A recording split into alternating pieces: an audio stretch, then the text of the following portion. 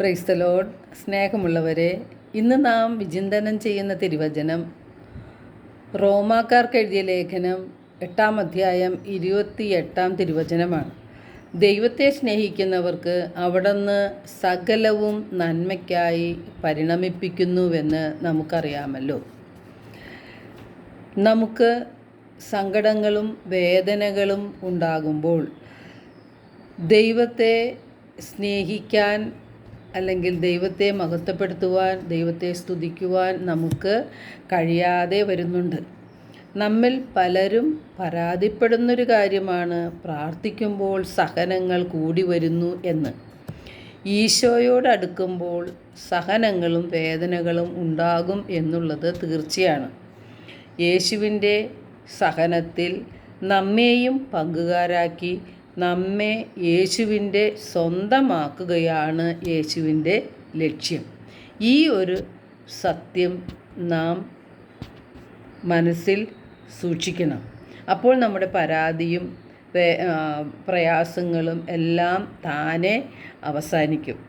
ദൈവത്തെ സ്നേഹിക്കുന്നവർക്ക് എല്ലാ കഷ്ടങ്ങളും നന്മയ്ക്കായി ദൈവം മാറ്റുമെന്ന് തിരുവചനം നമ്മെ ഓർമ്മിപ്പിക്കുന്നുണ്ട്.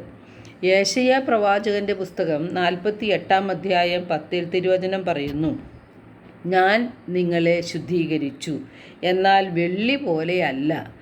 കഷ്ടതയുടെ ചൂളയിൽ നിന്നെ ഞാൻ ശോധന ചെയ്തു.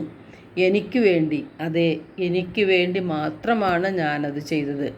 അപ്പോൾ ദൈവം നമ്മെ ശുദ്ധീകരിച്ച് ദൈവത്തിൻ്റെ സ്വന്തമാക്കി മാറ്റി സ്വർഗരാജ്യത്തിൽ ദൈവത്തോടൊപ്പം ഇരുത്തുന്നതിന് വേണ്ടി ചില അവസരങ്ങളിൽ സഹനങ്ങൾ ദൈവം നമുക്ക് അനുവദിക്കും. ഈ ബോധ്യത്തിൽ സഹനങ്ങളെ ഏറ്റെടുക്കുകയാണ് നാം ചെയ്യേണ്ടത്. നമ്മുടെ പൗരത്വം സ്വർഗത്തിലായതുകൊണ്ട് സ്വർഗത്തിൽ യേശുവിനോടൊത്തു വസിക്കാൻ നമ്മെ യോഗ്യരാക്കുന്നത് സഹനത്തിലൂടെയാണ്. 1 പത്രോസ് 4:12 തിരുവചനം പറയുന്നു, നിങ്ങളെ പരിശോധിക്കാനായി അഗ്നി പരീക്ഷകൾ ഉണ്ടാകുമ്പോൾ അപ്രതീക്ഷിതമായി എന്തോ സംഭവിച്ചാൽ എന്ന പോലെ പരിഭ്രമിക്കരുത്. ക്രിസ്തുവിൻ്റെ പീഡകളിൽ നിങ്ങൾ പങ്കുകാരാകുന്നതിൽ സന്തോഷിക്കുവിൻ. ഇപ്പോൾ ദൈവത്തിൻ്റെ ഹിതം നിറവേറ്റി അവിടുത്തെ വാഗ്ദാനം പ്രാപിക്കാൻ നമുക്ക് സഹനശക്തി ആവശ്യമാണ്. ഹെബ്രായർ 10:35 വിശുദ്ധ പൗലോസ്ലീഹ പറയുന്നു, നിങ്ങളുടെ ആത്മധൈര്യം നിങ്ങൾ നശിപ്പിച്ച് കളയരുത്, അതിന് വലിയ പ്രതിഫലം ലഭിക്കാനിരിക്കുന്നു. അപ്പോൾ നമുക്ക് ലഭിക്കാനിരിക്കുന്ന മഹത്വത്തോട് തുലനം ചെയ്യുമ്പോൾ ഇന്നത്തെ കഷ്ടതകളും വേദനകളും പ്രതിസന്ധി ഘട്ടങ്ങളും നിസ്സാരമാണ്. അതിനാൽ സഹനങ്ങളെ പരാതി കൂടാതെ സന്തോഷത്തോടെ ദൈവകരങ്ങളിൽ നിന്ന് സ്വീകരിക്കുവാൻ നമുക്ക് സാധിക്കണം. എല്ലാവർക്കും നല്ലൊരു ദിനം ആശംസിക്കുന്നു.